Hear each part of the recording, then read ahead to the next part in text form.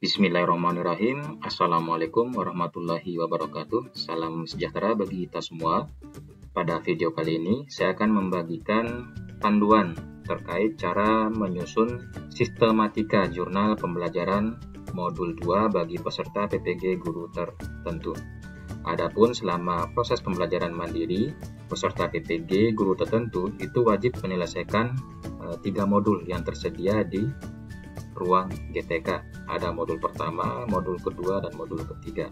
Kiranya modul pertama itu sudah tuntas dikerjakan, Bapak Ibu peserta PPG guru tertentu itu wajib lanjut ke modul berikutnya, yaitu modul pembelajaran sosial emosional. Dan di sini durasi pengerjaannya minimal 6 hari, maksimalnya selama 43 hari proses pelaksanaan pembelajaran mandiri. Jadi nanti kalau misalkan Bapak Ibu ada yang tidak selesai selama 6 hari, itu masih bisa dikerjakan.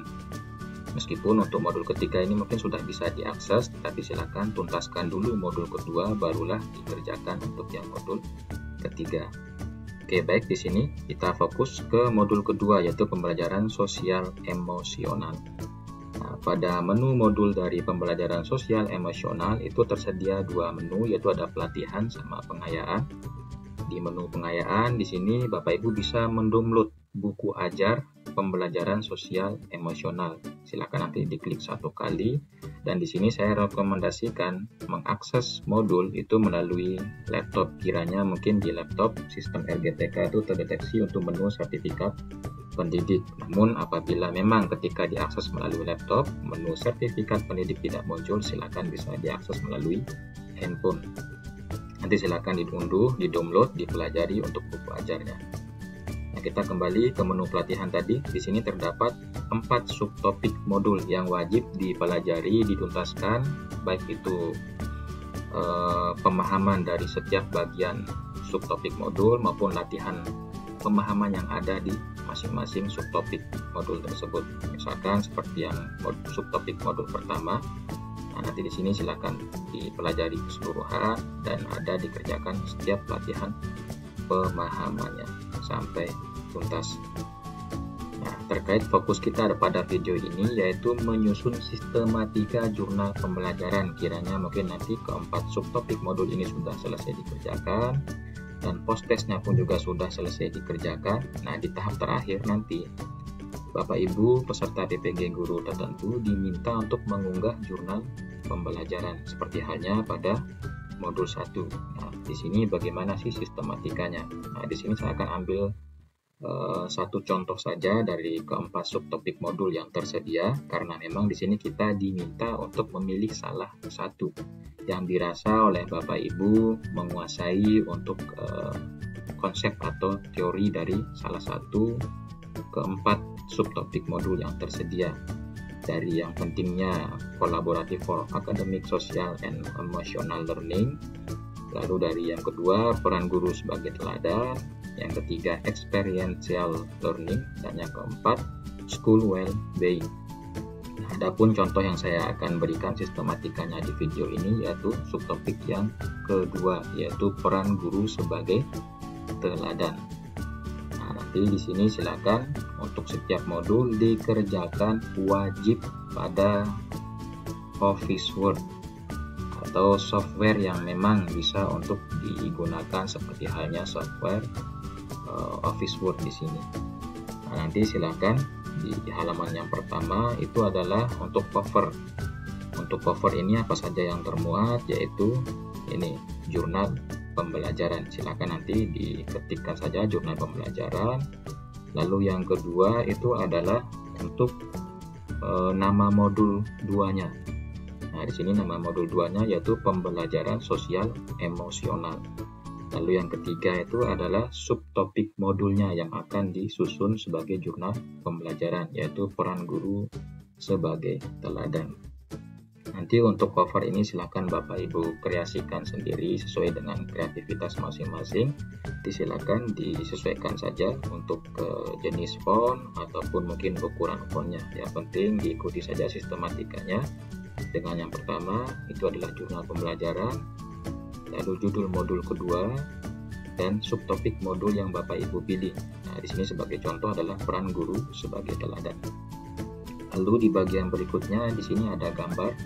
Gambar ini silakan Bapak Ibu bisa cantumkan logo LPTK. Untuk logo LPTK sudah di-share di grup mahasiswa, silakan nanti tinggal di copy paste saja di bagian ini. Lalu di bagian bawah logo LPTK itu nanti silakan diketik, disusun oleh. Lalu di sini nama peserta PPG guru tertentu ditulis nama lengkap tanpa gelar akademik.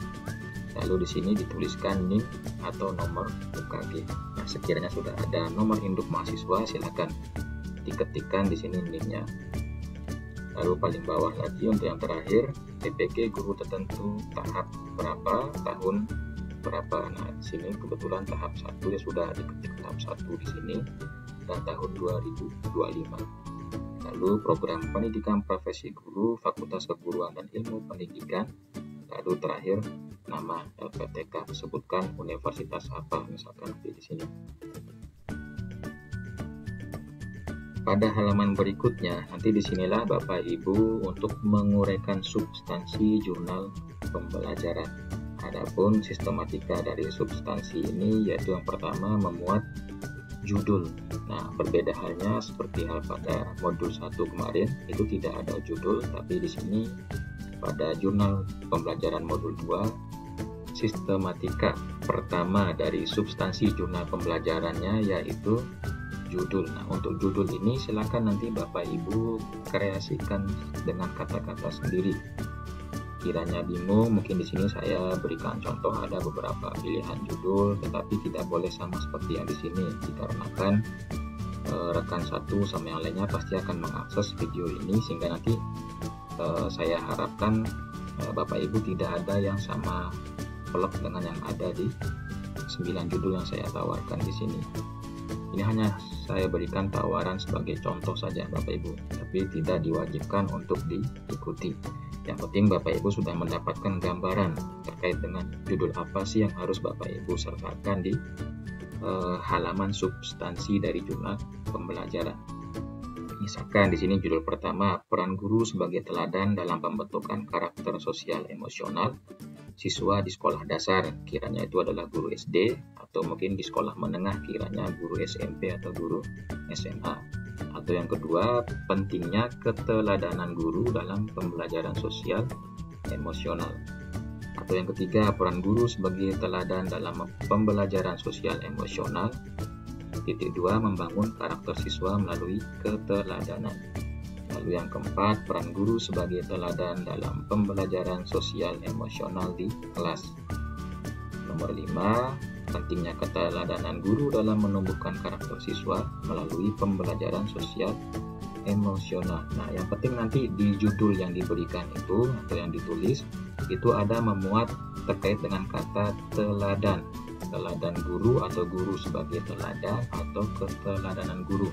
Ada juga memuat karakter siswa ataupun mungkin memuat pembelajaran sosial emosional. Silakan nanti dikreasikan dengan kata-kata Bapak Ibu sendiri agar tidak terdeteksi plagiasi antar rekan yang satu sama rekan yang lain. Di sini saya hanya memberikan contoh saja. Nah, misalkan saya ambil yang pertama, misalkan ini. Nanti silakan dituliskan di judul ini, diganti. Paste aja di sini, ditempel.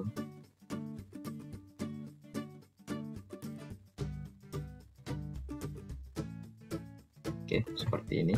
Misalkan untuk judulnya peran guru sebagai teladan dalam pembentukan karakter sosial emosional siswa di sekolah dasar. Mungkin kebetulan Bapak Ibu merupakan guru di sekolah dasar. Nah, lalu berikutnya itu adalah uraian latar belakang masalah. Nah, apa saja yang kita uraikan di sini di latar belakang masalah, yaitu deskripsi permasalahannya. Deskripsi masalah silakan nanti diuraikan dengan narasi dalam bentuk paragraf, bukan dalam bentuk poin-poin seperti ini. Silakan dinarasikan dalam bentuk teks paragraf. Yang pertama, silakan diuraikan mengenai pentingnya pembelajaran sosial emosional dalam membentuk karakter siswa. Nanti dikaitkan dengan bagaimana keseharian peserta didik atau siswa Bapak Ibu di kelas, sehingga dirasa pembelajaran sosial emosional ini penting untuk dilakukan, penting untuk diterapkan di kelas atau di sekolah di mana Bapak Ibu mengabdi. Lalu berikutnya, sebutkan nama mata pelajaran di mana pembelajaran sosial emosional ini akan diterapkan dan uraikan tujuan pembelajaran yang ingin dicapai melalui mata pelajaran tersebut. Misalkan di sekolah dasar ada mata pelajaran IPAS, ada bahasa Indonesia, matematika, dan sebagainya. Silahkan nanti disebutkan kiranya Bapak Ibu ingin menerapkan pembelajaran sosial emosional ini di mata pelajaran apa, dan apa sih tujuan yang hendak dicapai. Mungkin tujuannya untuk meningkatkan atau menumbuhkan kerjasama antar siswa, atau mungkin ingin menumbuhkan sikap empati dari siswa, atau mungkin untuk meningkatkan komunikasi ataupun pengelolaan emosional ataupun stres dan sebagainya. Lalu poin yang ketiga, sebutkan level kelas yang menjadi fokus pembelajarannya. Kalau SD ya silakan nanti disebutkan kelas 1, kelas 2, kelas 3 sampai dengan kelas 6. Kalaupun itu adalah sekolah menengah ya silakan disebutkan kelas 7, 8, 9 atau kelas 10, 11, 12. Dan jelaskan bagaimana kebutuhan emosional siswa sesuai dengan tingkat usia dan perkembangan mereka. Mengingat untuk siswa SD itu kan masih tahap perkembangan emosional itu di tahap awal. Umur 6 tahun sampai 12 tahun itu angka rentan sekali dengan emosi yang cepat marah, yang cemas, takut, khawatir, dan sebagainya. Nanti itu disesuaikan dengan kebutuhan dari emosional siswa tersebut. Atau mungkin di SMP ataupun SMA, pendidikan menengah, itu merupakan peralihan dari SD, sehingga di sana terjadi perubahan psikologis yang signifikan dari emosi, fisik, dan sebagainya. Nanti silahkan disesuaikan saja untuk fokus pembelajarannya, disesuaikan dengan kebutuhan emosional masing-masing siswa di level jenjang kelas yang menjadi fokus pembelajaran. Dan yang terakhir, silahkan dideskripsikan kiranya tantangan yang akan dihadapi dalam penerapan pembelajaran sosial emosional di kelas, disertai dengan solusi tawaran yang diberikan oleh guru.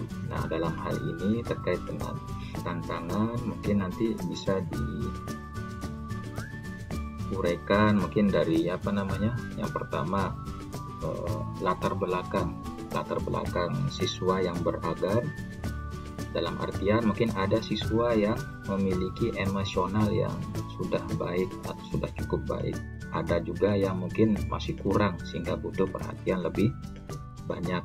Atau mungkin nanti dari background lingkungan keluarganya, mungkin ada yang berasal dari keluarga yang broken home, ataupun mungkin keluarga yang yatim ataupun yang piatu, sehingga nanti silakan diberikan solusinya bagaimana. Atau mungkin ada tantangan dari kurangnya waktu atau alokasi waktu pembelajaran, nanti silakan diberikan solusinya. Di sini sebagai gambaran mungkin sudah ada contoh untuk beberapa tantangan dan solusi yang bisa diberikan. Misalkan tadi seperti halnya kurang waktu dalam kurikulum, nanti bisa mungkin diterapkan di mata pelajaran seperti halnya matematika saja, atau mungkin di IPAS saja, ataupun di bahasa Indonesia saja. Lalu dari tantangan keragaman kebutuhan siswa, mungkin nanti bisa dilakukan dengan pendekatan diferensiasi dari guru ke siswa dengan mengadakan sesi konseling, sesi sharing, kiranya mungkin ada siswa yang memang membutuhkan lebih banyak dukungan atau perhatian. Lalu mungkin yang dari pengaruh lingkungan keluarga, mungkin nanti ada yang berasal dari keluarga yang broken home, ataupun mungkin yang yatim ataupun yang piatu. Silakan nanti guru mungkin bisa melakukan kolaborasi dengan orang tua sebagai solusi tawarannya.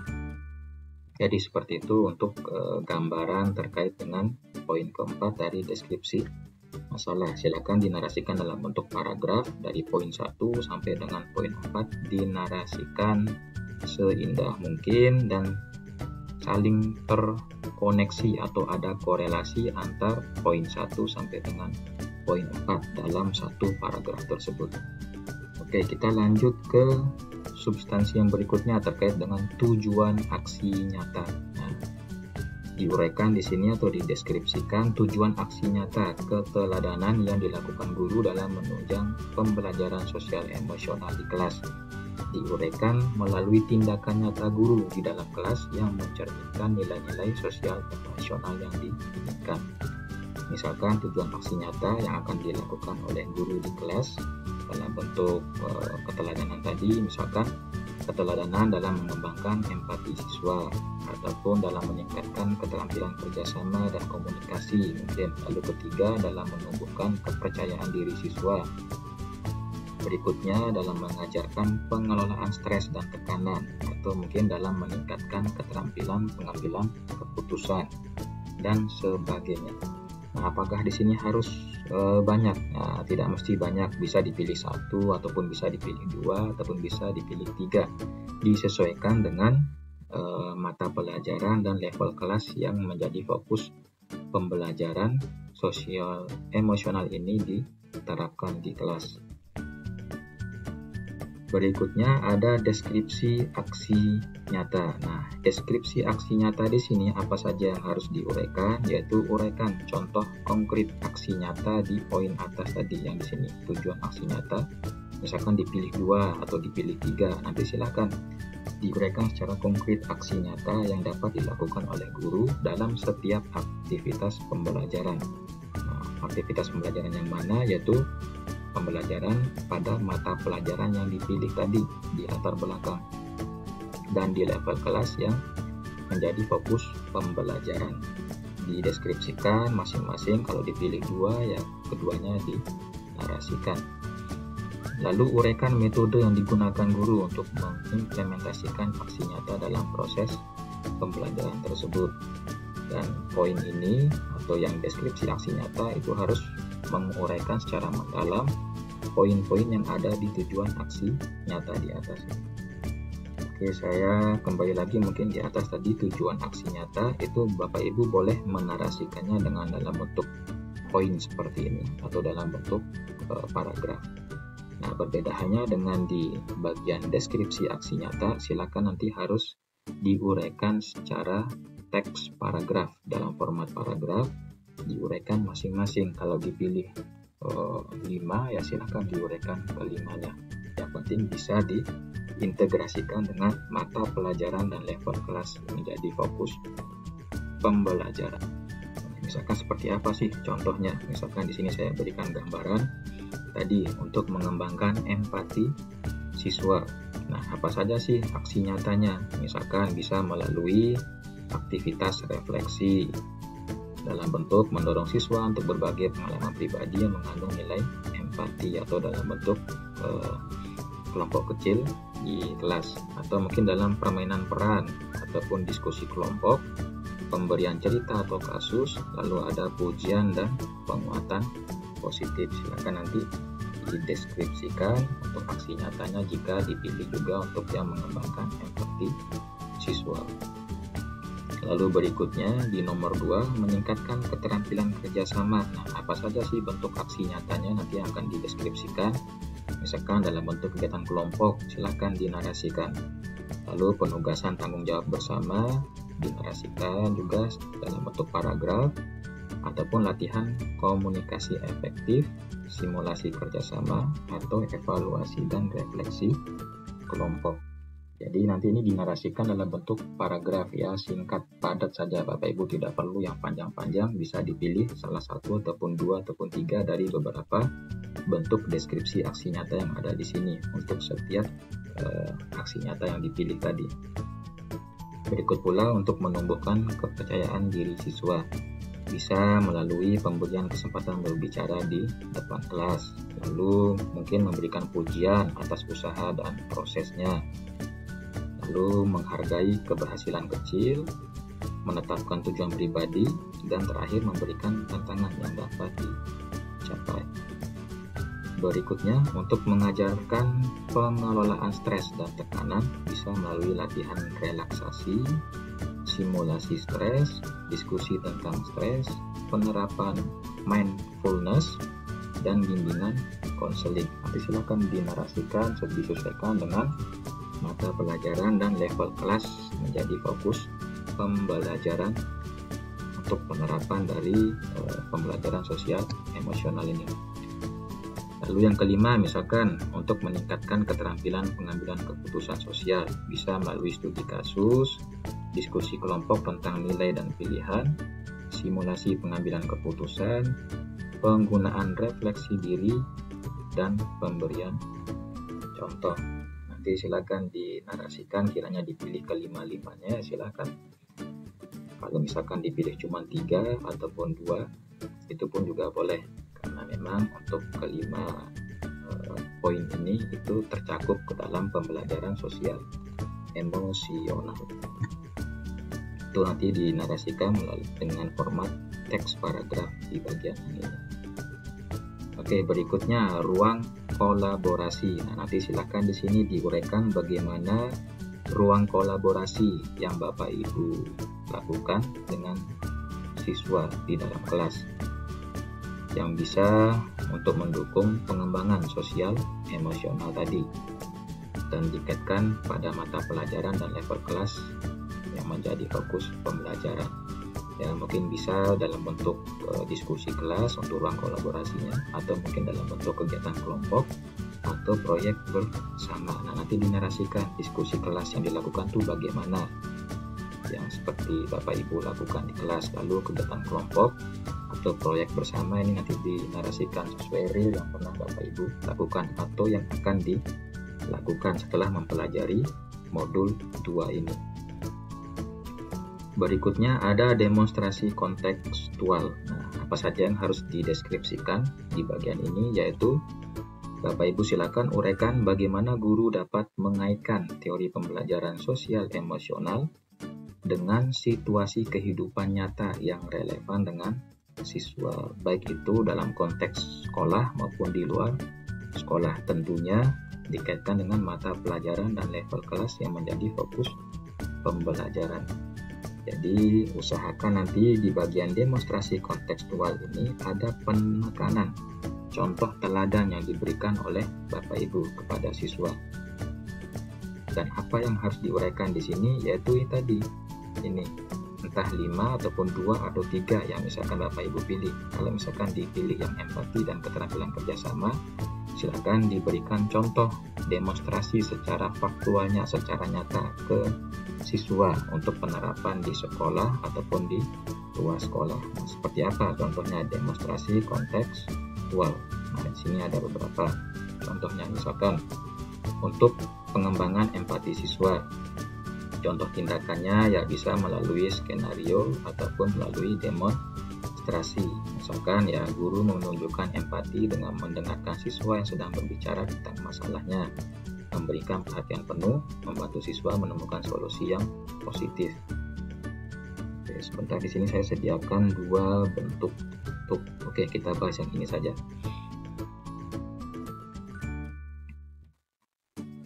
Tadi empati, oke, kita lanjutkan yang ke empati tadi. Untuk mengembangkan empati siswa ada beberapa demonstrasi kontekstualnya melalui role playing empati atau dari cerita empati atau kegiatan pemberian hadiah atau perhatian. Tapi silakan diberikan bagaimana sih contoh yang bisa dilakukan oleh guru ke siswa sehingga nanti mungkin itu bisa diteladani oleh peserta didik ataupun siswa Bapak Ibu. Atau mungkin dari pengelolaan emosi. Nah, pengelolaan emosi mungkin bisa dengan cara mengajarkan siswa mengenali dan mengelola emosi mereka. Nah, misalkan seperti latihan pengelolaan emosi, lalu ada diskusi emosi dan penggunaan buku cerita. Nanti silakan saja dipelajari untuk setiap demonstrasi kontekstual dari tujuan aksi nyata yang dipilih oleh Bapak Ibu tadi, entah itu yang mengembangkan empati, pengelolaan emosi, lalu ada kerjasama dan komunikasi, ataupun tadi pengambilan keputusan, misalkan dalam penyelesaian konflik.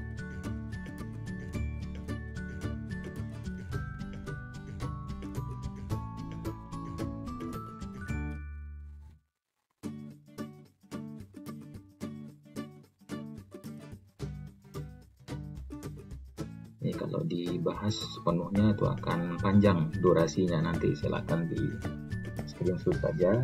Nanti untuk tampilan ini saya geser ke bawah secara pelan-pelan,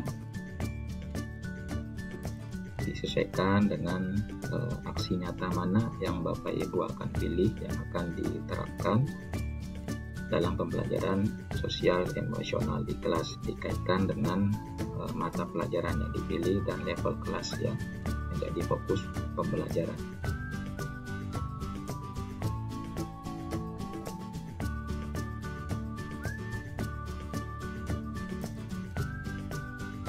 Meskipun di sini saya berikan panduan atau ulasan atau bahasanya, itu bukan berarti Bapak Ibu harus mengetik ulang apa yang saya sampaikan di video ini, tetapi dikembangkan sesuai dengan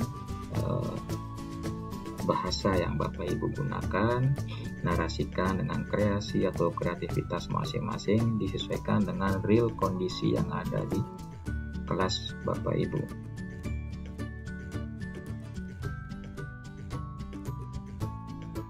Sini kebetulan saya menyediakan dua file untuk bahasan demonstrasi kontekstual sebagai contoh ataupun gambaran, di mana nanti Bapak Ibu bisa mengembangkan sendiri. Nanti silahkan di screenshot saja. Di sini saya geser untuk halaman filenya secara pelan-pelan.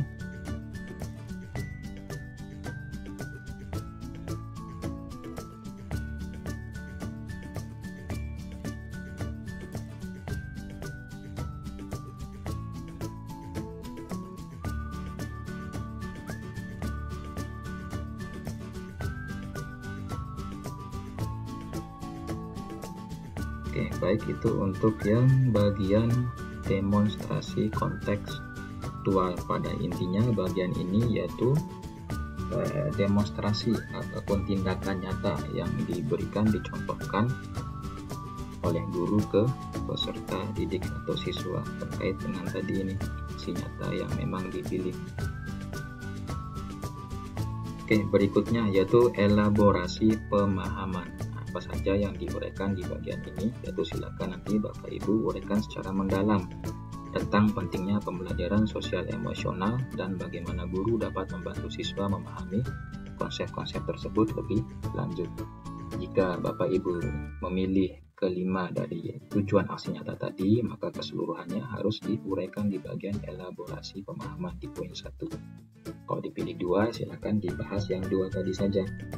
Lalu poin berikutnya yaitu menguraikan contoh teknik yang digunakan oleh guru untuk memperkaya pemahaman siswa terkait dengan pembelajaran sosial emosional. Mungkin seperti refleksi diri atau role playing ataupun studi kasus. Silakan nanti Bapak Ibu pilih salah satu atau mungkin punya teknik sendiri, silakan diuraikan di sini. Intinya ya Bapak Ibu yang lebih paham bagaimana cara mengelaborasi pemahaman dari siswa di kelas. Lalu berikutnya yaitu umpan balik siswa. Nanti silakan di sini diminta testimoni ataupun komentar dari siswa.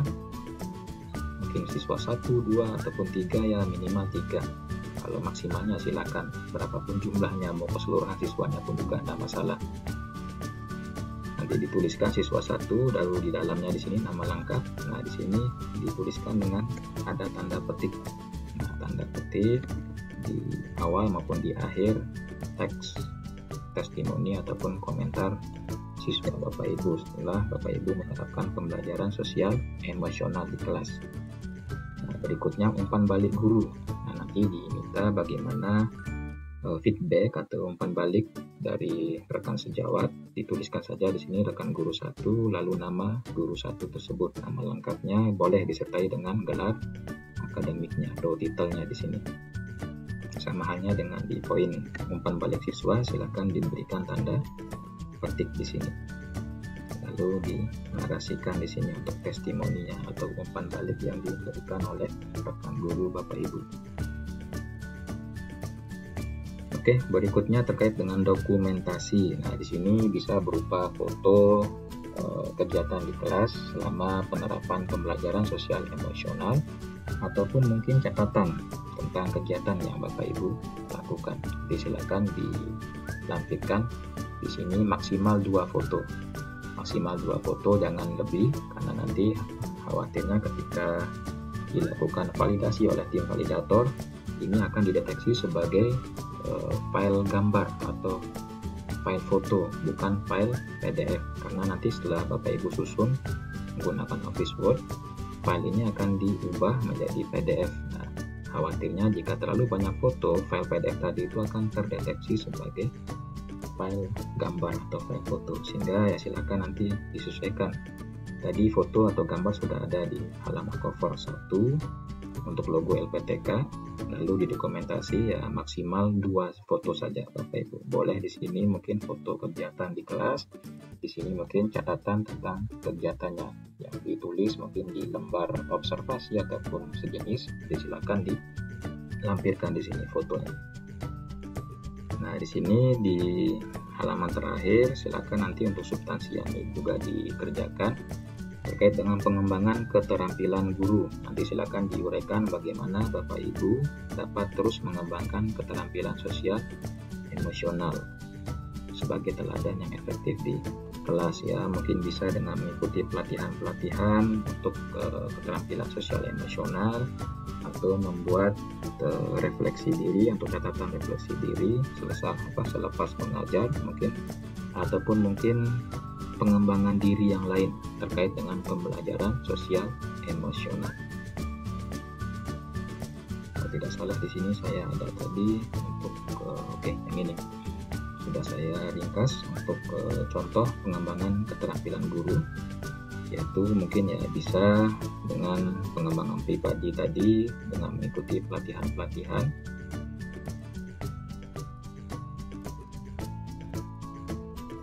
atau mungkin dengan melakukan refleksi diri dan evaluasi praktik mengajar, atau dengan memberikan umpan balik yang konstruktif dan empatik, atau dengan mengelola emosi sendiri di hadapan siswa, atau mungkin menerapkan teknik mindfulness atau keterampilan relaksasi. Nanti silakan di screenshot untuk tampilan ini supaya ada gambaran terkait cara menguraikan bagian pengembangan keterampilan guru.